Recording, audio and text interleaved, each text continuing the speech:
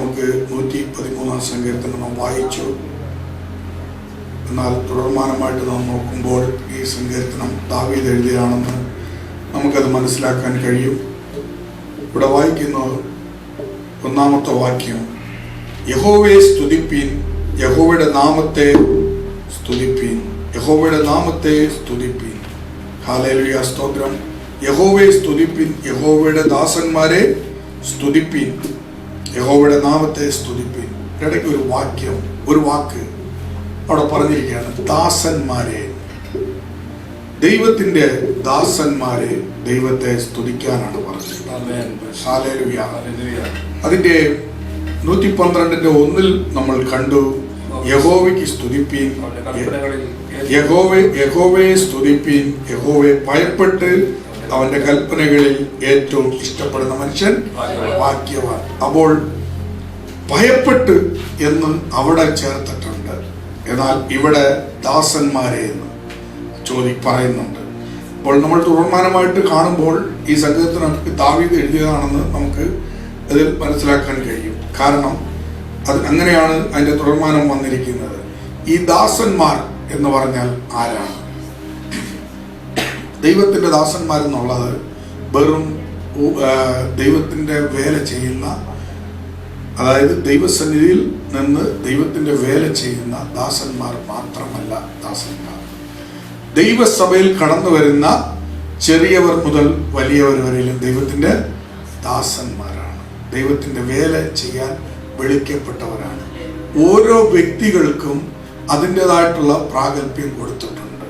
ശുശ്രൂഷ എങ്കിൽ ഏതൊക്കെ വിധത്തിലാണെന്നുള്ള റോമർ 13-ാം അധ്യായം വായിക്കുമ്പോൾ നമുക്കവിടെ കാണാൻ കഴിയും. എന്നാൽ ഇവിടെ ഞാൻ അങ്ങോട്ടേക്കൊന്നും പോകുന്നില്ല. എന്നാൽ ഇവിടെ ഞാൻ പറയാൻ ആഗ്രഹിച്ചും ചിന്തിച്ചുമായിട്ടുള്ള വന്നിട്ടുള്ള ഈ ദൈവത്തിന്റെ വചനം, ഹല്ലേലൂയ, സ്തോത്രം. ദൈവത്തെ സ്തുതിക്കുമ്പോൾ ഹൃദയത്തിൽ എന്തായിരിക്കണം? ഹൃദയം എങ്ങനെയായിരിക്കണം എന്നറിയോ? ശുദ്ധ ഹൃദയമായിരിക്കണം ദൈവത്തെ സ്തുതിക്കുന്നവർ. അതുപോലെ തന്നെ ദൈവത്തെ സ്തുതിക്കുമ്പോൾ എങ്ങനെ സ്തുതിക്കണം? സങ്കീർത്തനങ്ങളാലും സ്തുതികളാലും ആത്മീയ ഗീതങ്ങളാലും എങ്ങനെ സ്തുതിക്കണമെന്ന് പറയുന്നത്? തമ്മിൽ പ്രബോധിപ്പിച്ച് സ്തുതിക്കണം. അപ്പോൾ നമ്മൾ ഒരു വ്യക്തിയെ കാണുമ്പോൾ അല്ലെങ്കിൽ നമ്മൾ വീട്ടിലായിരിക്കുമ്പോൾ എവിടെന്നാ ശുശ്രൂഷ തുടങ്ങുന്നത്? എവിടെന്നാ തുടങ്ങുന്നത്? സ്വന്തം ഭവനത്തിൽ നിന്നാണ് തുടങ്ങുന്നത്. നമ്മൾ സ്വന്തം ഭവനത്തിൽ നാം വലിയൊരു ചെന്നായെ പോലെയും സഭയ്ക്കകത്ത് ഒരു കുഞ്ഞാടിനെ പോലെയും വെള്ള ധരിച്ച ഒരു കുഞ്ഞാടിനെ പോലെയും ഇരുന്നാൽ ദൈവത്തെ സ്തുതിക്കാൻ നമുക്ക് കഴിയത്തില്ല. എന്നാൽ നമ്മൾ വീട്ടിൽ നമുക്ക് അധികാരം തന്നിട്ടുണ്ട്, അവരെ എങ്ങനെ ജനത്തെ അല്ലെങ്കിൽ വീട്ടിനെ കുടുംബത്തെ എങ്ങനെ നടത്തണം എടുക്കണം എന്നുള്ള കാര്യങ്ങൾക്ക് നമുക്ക് അതോറിറ്റി തന്നിട്ടുണ്ട്. എന്നാൽ ഈ അതോറിറ്റിയെ നമ്മൾ വിട്ടിട്ട് നമ്മൾ മറ്റു പല കാര്യങ്ങളിലേക്കാണ് നമ്മൾ എന്ത് ചെയ്യുന്നു? നമ്മുടെ ദേഷ്യവും കോപവും ഒക്കെ വരുന്നു. ഇത് വരുമ്പോൾ നമ്മൾ സഭയിൽ വന്നാലും നമുക്ക് എന്തായിരിക്കും? ദൈവത്തെ ആരാധിക്കാൻ കഴിയത്തില്ല. കാരണം ഇത് നമ്മൾ ഈ നാളുകളിൽ വളരെ ശക്തമായിട്ട് നമ്മൾ എന്ത് ചെയ്യണം? അറിയണം.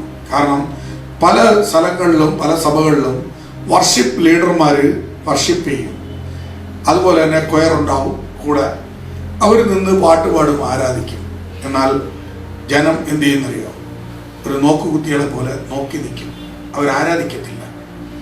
എന്നാൽ നമ്മുടെ സഭയിൽ അങ്ങനെയല്ല. നമ്മളെല്ലാവരും ഒരുമിച്ചാണ് ദൈവത്തെ എന്ത് ചെയ്യുന്നത്?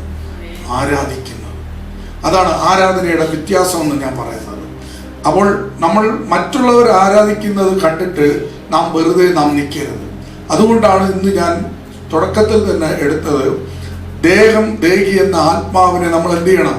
നമ്മളിൽ തന്നെ ദണ്ഡിപ്പിച്ച് നമ്മളെ ഇല്ലാതെയാക്കുന്ന ആ ഒരു നമുക്ക് എതിരായിട്ട് വാത് കിട്ടുന്ന ചില ശത്രുവിൻ്റെ പോരാട്ടങ്ങളെയൊക്കെ നമ്മൾ തകർത്ത് കളഞ്ഞിട്ട് നമ്മൾ എന്ത് ചെയ്യണം? നമ്മൾ 12:1 വായിച്ചു, റോമർ 12:1 വായിച്ചു. അതുപോലെ നമ്മൾ ദൈവത്തിന്റെ സന്നിധിയിലേക്ക് നമ്മൾ ആരാധനയെ അങ്ങനെ വേണം നമ്മൾ കാണേണ്ടത്. അതുകൊണ്ടാണ് സങ്കീർത്തനക്കാരൻ ഇവിടെ പറഞ്ഞിരിക്കുന്നത്, ദൈവത്തിന്റെ ദാസന്മാരെ യഹോവയെ സ്തുതിപ്പീൻ. അപ്പൊ ദാസന്മാരുടെ സ്തുതി സ്തോത്രങ്ങളെ കുറിച്ചാണ് നമ്മളിവിടെ കണ്ടത്. അടുത്തത് അതിന്റെ 135-ാം സങ്കീർത്തനത്തിന്റെ 20-ാമത്തെ വാക്യം ഒന്ന് വായിച്ചാട്ടെ. 135 സങ്കീർത്തനം 20-ാമത്തെ വാക്യം. ലേവിഗൃഹമേ യഹോവയെ വാഴ്ത്തുക, യഹോവ ഭക്തന്മാരെ യഹോവയെ വാഴ്ത്തുക. അപ്പോൾ ലേവി ഗ്രഹക്കാരർ എന്ത് ചെയ്യണം? പഴയ നിയമകാലത്ത് പുരോഹിതന്മാരെ തിരഞ്ഞെടുക്കുന്ന ലേവി ഗോത്രത്തിൽ നിന്നാണ്. അപ്പോൾ ദൈവത്തെ എന്ത് ചെയ്യണം? വാഴ്ത്തണം. യഹോവേ, ലേവി ഗോത്രമേ യഹോവയെ വാഴ്ത്തുവിൻ, യഹോവയുടെ ദാസന്മാരെ യഹോവയെ വാഴ്ത്തുവിൻ. അപ്പോൾ നോക്കിയോണം, അവിടെ അവർക്ക് ജനത്തിന് നമ്മൾ സ്തുതിക്കാനും ആരാധിക്കാനും പറഞ്ഞാലും നമ്മൾ സ്തുതിക്കാതെ ആരാധിക്കാതെ ഇരിക്കരുത്. ഇന്ന് പലയിടത്തും അങ്ങനെയാണ് സംഭവിക്കുന്നത്. അങ്ങനെ ആരാധന ഒരു നല്ല ഇതിലങ്ങ് പോയിക്കൊണ്ടിരിക്കും. ചിലർ ഇരിക്കുന്ന കണ്ടു കഴിഞ്ഞാൽ മുനിമാർ തോറ്റുപോകും. അവർ വ്രതം ഇരിക്കുന്ന പോലെ ഇരിക്കും. താടിയും വെച്ച് നല്ല നീളത്തിൽ വാസ്ത്രം ധരിച്ചിട്ടല്ലാണ്ട് താടി വെച്ചിരിക്കുന്നത്. ഈ ഇങ്ങനെ ഇത് കെട്ടി നമ്മുടെ എവിടെ പോയി ഇരിക്കും? അവര് അങ്ങ് മലകളിലൊക്കെ കയറിയിട്ട് ഇരിക്കും, ഒന്നും അറിയാത്തവനെ പോലെ. ഇതുപോലെ ഇരിക്കാനല്ല ദൈവം വിളിച്ചിരിക്കുന്നത്. ശുശ്രൂഷക്കാർക്കും ദൈവത്തെ സ്തുതിക്കാനായിട്ട് ആരാധിക്കാനായിട്ടാണ് ദൈവം വിളിച്ചിരിക്കുന്നത്. അവര് സ്തുതിക്കുമ്പോഴാണ് ജനം എന്ത് ചെയ്യും? ആർപ്പിന്റെ വിളി കേൾക്കാനിടയാകും. യഹോവയുടെ നിയമപ്പെട്ടകം ഒരിക്കൽ ഒബേദെദോമിന്റെ വീട്ടിൽ നിന്ന് യെരൂശലേമിന്റെ പാളയത്തിലേക്ക് കടന്നു വരുമ്പോൾ ദാവീദ് അവിടെ എന്ത് ചെയ്തു? രാജാവായിട്ട് നോക്കിയിരിക്കുകയാണോ ചെയ്തത്, അതോ നൃത്തം ചെയ്ത് ആരാധിക്കുകയാണോ ചെയ്തത്? നൃത്തം ചെയ്ത് ആരാധിച്ച്. അപ്പൊ അവിടെ വലിപ്പമല്ല അവിടെ കാണുന്നത്, വലിപ്പ ചെറുപ്പമല്ല അവിടെ കാണുന്നത്. അവിടെ കാണുന്നത് എന്താ അറിയോ? ദൈവത്തെ സ്തുതിക്കാനാണ്. ആ സ്തുതി എന്നുള്ളത് എന്താണ് അവിടെ കാണിക്കുന്നത്? ഞാനൊരു ആട്ടിടയനായിരുന്നു, ആടിനെ മേയിച്ച് നടന്ന ഞാനാണ്. ഇന്ന് ഇസ്രായേലിന്റെ രാജാവാക്കി എന്നെ കൊണ്ടുവന്ന ദൈവത്തെ ഞാൻ എന്ത് ചെയ്യണം? സ്തുതിച്ച് ആരാധിക്കണം. അപ്പോൾ നമ്മൾ എപ്പോഴും നമ്മൾ ചിന്തിക്കേണ്ട ഒരു വിഷയം, ഈ രാജ്യത്ത് നാം വരുമ്പോൾ പണ്ട് ഒരിക്കൽ ഒരുത്തനൊരു കാർട്ടൂൺ വരച്ചു. ഈ രാജ്യത്തേക്ക് ഒരു വ്യക്തി വരികയാണ്, നോക്കിയോണം, ഇങ്ങനെ ഒരു പെൻസിൽ പോലത്തെ ഒരു വ്യക്തിയാണ് വന്നിട്ട് ഇദ്ദേഹം കുറെ വർഷങ്ങൾ ഇവിടെ ജോലി എടുത്തിട്ട് തിരിച്ചു പോകുമ്പോൾ എന്ത് ചെയ്യുന്നു? വരുമ്പോൾ ഒരു എക്സിക്യൂട്ടീവ് ലെവലിൽ ഒരു ചെറിയ ബാഗൊക്കെ പിടിച്ച് ഞാൻ ഈ വരുന്ന പോലെയൊക്കെ തന്നെ വരികയാണ്. വന്നിട്ട് തിരിച്ചു പോകുമ്പോഴത്തേന്ന് അറിയോ, ഒരു വലിയ കുടവയറും നടക്കാൻ പോലും മേലാതെ ഇവിടെ ഒരു ട്രോളി ബാഗും വലിച്ചുകൊണ്ടാണ് പുള്ളി പോകുന്നത്. അതാണ് ആ കാർട്ടൂണിന്റെ ഇത്. എന്ന് വെച്ച് കഴിഞ്ഞാൽ ദുബായിലേക്ക് യു എയിലേക്ക് എൻട്രി ചെയ്യുന്നതും അതുപോലെ തിരിച്ചു പോകുന്നതുമായിട്ടുള്ള കാര്യങ്ങളാണ് ഈ കാണിക്കുന്നത്. അപ്പോൾ ദൈവം നമുക്ക് വേണ്ടി ഇവിടെ എന്താ ചെയ്തിരിക്കുന്നത്? വലിയൊരു പട്ടണവും അത് നമുക്ക് പാർക്കാനൊരു സൗകര്യവും നമുക്ക് ഇത്രമാത്രം സ്തുതിക്കാനായിട്ട് ആരാധിക്കാനായിട്ട് നമുക്ക് ഇത്ര ഒരു വലിയ ഒരു സൗകര്യങ്ങളൊക്കെ നമുക്ക് ദൈവം നൽകി തരുമ്പോൾ നമ്മൾ ദൈവത്തെ മറന്നു പോകരുത്. ഈ മറന്നു പോകുന്നവർക്കാണ് എന്ത് പറ്റുമെന്നറിയോ? അവര് കുറേ ഈ പറഞ്ഞ അവസ്ഥയിലേക്കൊക്കെ പോവുമായിരിക്കും. എന്നാൽ ദൈവത്തിന്റെ സന്നിധിയുമായിട്ട് ദൈവവുമായിട്ടുള്ള ബന്ധത്തിൽ അവർക്കാർക്കും യാതൊരു ഉത്തരവാദിത്വമില്ല. ദൈവം നമ്മെ വീണ്ടെടുത്തിരിക്കുന്നത് രക്ഷിച്ചിരിക്കുന്നതും എന്തിനു വേണ്ടിയാന്നുള്ളത് അതിന്റെ 3-ാമത്തെ വാക്യത്തിൽ പറയുന്നത് എന്താണെന്നറിയോ? യഹോവയുടെ നാമം വാഴ്ത്തപ്പെടുമാറായിട്ട് 2 പറഞ്ഞിട്ട് ഇന്ന് മുതൽ എന്നേക്കും എന്ന് പറഞ്ഞിട്ട് പറയാണ്. 3-ാമത്തെ വാക്യം ഒന്ന് വായിച്ച്. സൂര്യന്റെ ഉദയം മുതൽ അസ്തമയം വരെ യഹോവയുടെ നാമം സ്തുതിക്കപ്പെടുമാറാകട്ടെ. അപ്പൊ സൂര്യന്റെ ഉദയം മുതൽ അസ്തമനം വരെ എന്ന് വെച്ചാൽ പ്രഭാതം മുതൽ രാത്രിയിലത്തെ സമയം വരെയും നമുക്ക് റെസ്റ്റ് എപ്പോഴാണ് തന്നിരിക്കുന്നറിയോ? ഉറങ്ങുമ്പോൾ മാത്രമേ. അതല്ലാതെ എന്ത് ചെയ്യണം? ദൈവത്തിന്റെ നാമത്തെ സ്തുതിച്ചുകൊണ്ടായിരിക്കണം. എന്ന അധരബലമെന്ന സ്തോത്രയാഗം ഇടവിടാതെ അർപ്പിപ്പിക്കുന്ന പറയുന്നത്. അപ്പോൾ നമ്മൾ ഇത് സ്തോത്രബലവും ഇതൊന്നും ഇല്ലെങ്കിൽ എന്ത് പറ്റുമെന്നറിയോ? കാട് കയറി പോകേണ്ടി വരും. സമാധാനത്തിന്റെ ഒരു വാക്ക് നമ്മുടെ ഭവനങ്ങളിൽ സംസാരിക്കുന്നുണ്ടോ എന്ന് ഫസ്റ്റ് ഒന്ന് ചിന്തിച്ചു നോക്കണം നമ്മെ തന്നെ. കാരണം നമുക്ക് നമ്മുടെ നാവിലൂടെ സ്തുതിയും സ്തോത്രവും വരുവാണെങ്കിൽ ഈ വാക്കുകൾ തന്നെ എവിടെ വരും? നമ്മുടെ ഭവനത്തിലും വരും. അതുകൊണ്ടാണ് ദൈവത്തിന്റെ വചനം പറയുന്നത്, ഹൃദയം നിറഞ്ഞ് കവിയുന്നല്ലോ ആയി സംസാരിക്കുന്നത്. അപ്പൊ ഹൃദയത്തിൽ എന്താണോ ഇരിക്കുന്നത്? ഈ പണ്ടൊരു ചൊല്ലുണ്ട്, മഞ്ഞപ്പിത്തം പിടിച്ചവന്റെ കണ്ണിൽ കാണുന്നതൊക്കെ എന്താണ്? മഞ്ഞിച്ചേ ഇരിക്കത്തുള്ളൂ. എന്ന് വെച്ചാൽ ഞാൻ ഒരിക്കലും നന്നാവത്തില്ല, ഞാൻ ഇങ്ങനെ തന്നെയാണ്. എന്നാൽ മറ്റുള്ളവരെ കാണുമ്പോൾ അവർ തൊടുന്നതും പിടിക്കുന്നതും എല്ലാം കുറ്റമായിട്ട് വരത്തും. ദൈവം നമ്മെക്കുറിച്ച് ആഗ്രഹിക്കുന്ന അതല്ല. ആദ്യം നാം അറിയപ്പെടുന്ന യെരൂശലേം എന്നുള്ളത് നമ്മുടെ ഭവനം തന്നെയാണ്. അവിടെ നിന്നാണ് നമ്മൾ എന്ത് ചെയ്യണമെന്നറിയോ? നമ്മളൊരു സാക്ഷ്യമുള്ളവനായി മാറണം. അവിടെ നിന്നാണ് ദൈവത്തിന്റെ ദാസന്മാരായാലും കൊള്ളാം, ദാസിമാരായാലും കൊള്ളാം, കുഞ്ഞുങ്ങളായാലും കൊള്ളാം, ആരായിരിക്കുന്നത്? സാക്ഷ്യമായിട്ട് മാറുന്നത്. അതല്ലാതെ പക്ഷം, ഞാൻ മുമ്പ് ഇവിടെ പറഞ്ഞിട്ടുണ്ട്, ഈ മനുഷ്യനാണോ പോയി എന്ന് പ്രസംഗിക്കുന്നതെന്ന്. എന്നുവെച്ചാൽ വീട്ടിൽ അത്ര പ്രശ്നം ഉണ്ടാക്കിയിട്ട് ഇരിക്കുന്ന ഒരാൾ സഭയിൽ പ്രസംഗിക്കുമ്പോൾ വളരെ അനുഗ്രഹപ്പെട്ട പ്രസംഗങ്ങളാണ്. പ്രസംഗിക്കാൻ എല്ലാവർക്കും കഴിയും. പിശാചും പ്രസംഗിക്കും. ദൈവസന്നിധിയിൽ യോബിന്റെ അടുത്ത് പിശാച് ഒന്നും നിന്നില്ലേ? അതുപോലെ പിശാചും നിൽക്കേണ്ട അടുത്ത് നിൽക്കും. പക്ഷേ നമ്മൾ ഇതിൽ നിന്നെല്ലാം വ്യത്യസ്തമായിട്ടിരിക്കണം. ഒരു മാതൃക നമ്മൾ കാണിക്കണം. അതുകൊണ്ട് ദൈവത്തെ എന്ത് ചെയ്യണം? സ്തുതിച്ച് ആരാധിച്ചുകൊണ്ടായിരിക്കണം. 50-ാം സങ്കീർത്തനത്തിന്റെ 1-ാമത്തെ വാക്യം ഒന്ന് വായിച്ചേ.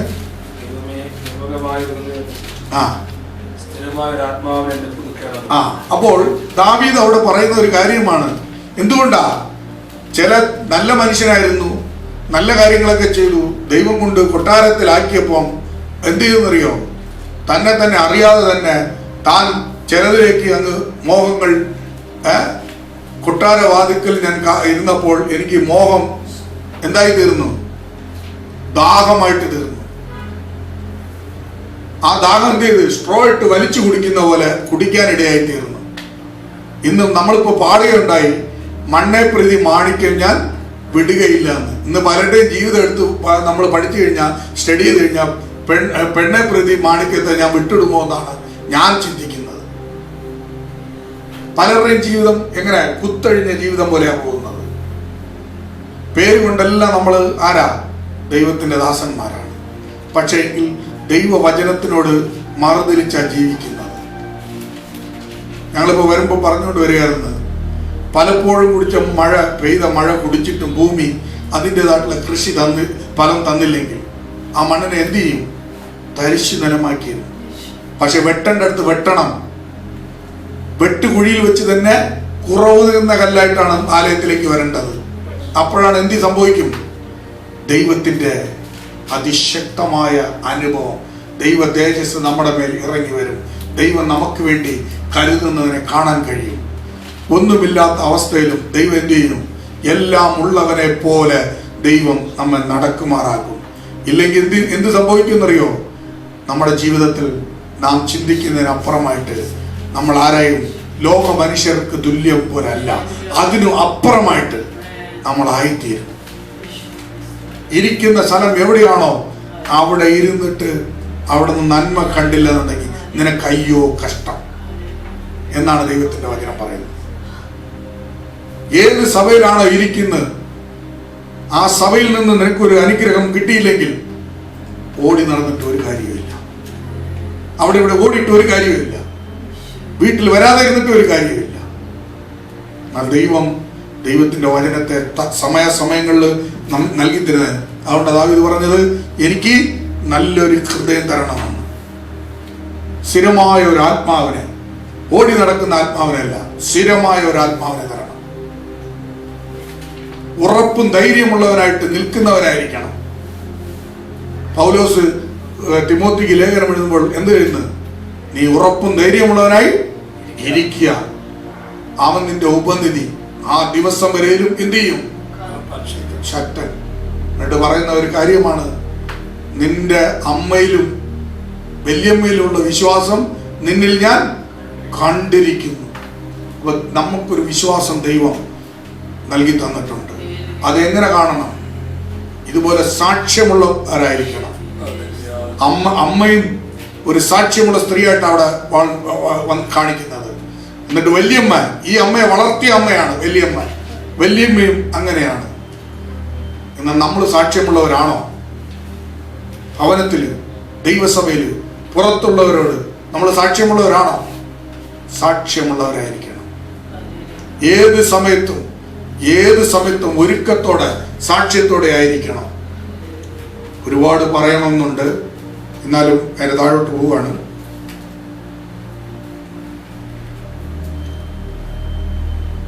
അതിന്റെ 7-ാമത്തെ വാക്യം എന്ന് വെച്ച്, അവൻ എളിയവനെ പൊടിയിൽ നിന്ന് എഴുന്നേൽപ്പിക്കുകയും ദരിദ്രനെ കുപ്പയിൽ നിന്ന് ഉയർത്തുകയും ചെയ്തു. അപ്പോൾ അവൻ എളിയവനെ പൊടിയിൽ നിന്ന് എഴുന്നേൽപ്പിക്കുകയും ദരിദ്രനെ കുപ്പയിൽ നിന്ന് ഉയർത്തുകയും ചെയ്യും. അത് ദൈവത്തിന്റെ പദ്ധതിയാണ്. ദൈവം ഒരു വ്യക്തിക്ക് ഉയർത്തണമെന്നുണ്ടെങ്കിൽ അതാരും പറയേണ്ട ആവശ്യമില്ല, ആരും ചെയ്യേണ്ട ആവശ്യമില്ല. തക്ക സമയത്ത് തന്നെ എന്ത് ചെയ്യും? മുൻമഴയും പിന്മഴയും കൊടുക്കുന്നത് പോലെ എന്ത് ചെയ്യും? ദൈവം ഉയർത്തുക തന്നെ ചെയ്യും. ദൈവം ഒരിക്കലും ആർക്കും കടക്കാരനല്ല. ദൈവം ആരുടെ മുമ്പിലും തലകുനിക്കുന്ന ദൈവവുമല്ല. കാരണം ദൈവം ഒരു വാക്ക് പറഞ്ഞിട്ടുണ്ടെങ്കിൽ തീർച്ചയായിട്ടും ദൈവം എന്ത് ചെയ്യും? ഉയർത്തും. അതിന്റെ മേളത്തെ സങ്കീർത്തനത്തിന്റെ 9-ാമത്തെ വാക്യത്തിൽ പറയുന്നു, അവൻ വാരി വിതറി ദരിദ്രന്മാർക്ക് കൊടുക്കുന്നു, അവന്റെ നീതി എന്നേക്കും നിലനിൽക്കുന്നു. അപ്പം ദരിദ്രർക്ക് എന്ത് ചെയ്യുന്നു? വാരി വിതറിയാണ് കൊടുക്കുന്നത്. നമ്മൾ ഇല്ല എന്ന് നമ്മൾ പറഞ്ഞു നിൽക്കരുത്, നമുക്കൊന്നും ലഭിക്കുന്നില്ല എന്ന് പറഞ്ഞു നിൽക്കരുത്. ആരാധനയ്ക്ക് വരുന്നതിന് മുമ്പ് തലേ ദിവസം തൊട്ടേ തന്നെ എല്ലാ ദിവസവും വേണം അറ്റ്ലീസ്റ്റ് നമ്മൾ ആരാധനയ്ക്ക് വരുന്ന അടുത്ത ദിവസം നമുക്ക് ആരാധന എന്ന് പറഞ്ഞിട്ട് ദൈവസന്നിധിയിൽ നിന്ന് കുറച്ചു നേരം പ്രാർത്ഥിച്ച് ബലപ്പെട്ട് വന്നു കഴിഞ്ഞാൽ അത് എൻ്റെ ആരാധന എൻ്റെ അടുത്തിരിക്കുന്ന വ്യക്തിക്ക് അനുഗ്രഹമായിരിക്കും. അതാണ് വേണ്ടത്. അത് അടുത്ത ലാസ്റ്റ് ഒരു വാക്യം വായിക്കാം. റെവലേഷൻ 19:5. ഇവിടെയാണ് ഈ ദൈവദാസന്മാർക്ക് മാത്രമല്ല എല്ലാവർക്കും ഉണ്ടെന്നുള്ളത് അറിയാൻ. നമ്മുടെ ദൈവത്തിന്റെ സകല ദാസന്മാരും ഭക്തരുമായി ചെറിയവരും വലിയവരുമായവരെ അവനെ വാഴ്ത്തുവീൻ എന്ന് പറയുന്ന ഒരു ശബ്ദം സിംഹാസനത്തിൽ നിന്ന് പുറപ്പെട്ടു. അപ്പോൾ സിംഹാസനത്തിൽ നിന്ന് ഒരു ശബ്ദം പുറപ്പെടുന്നത് അറിയാം.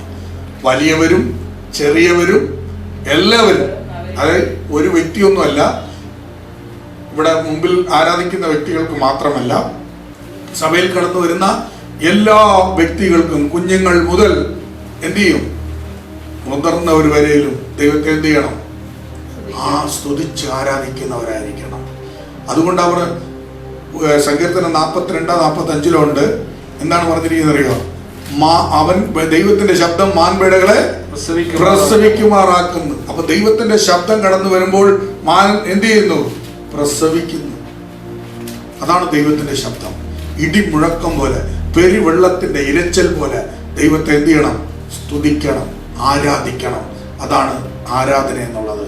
ആരാധനയെ കുറിച്ച് നാം പകൽക്കാലം ദൈവത്തിന്റെ വചനത്തിലൂടെ ചിന്തിക്കുകയും ഒക്കെ ഇടയായി തീർന്നു. ദൈവനാമ മഹത്വം ഉണ്ടായിരിക്കട്ടെ.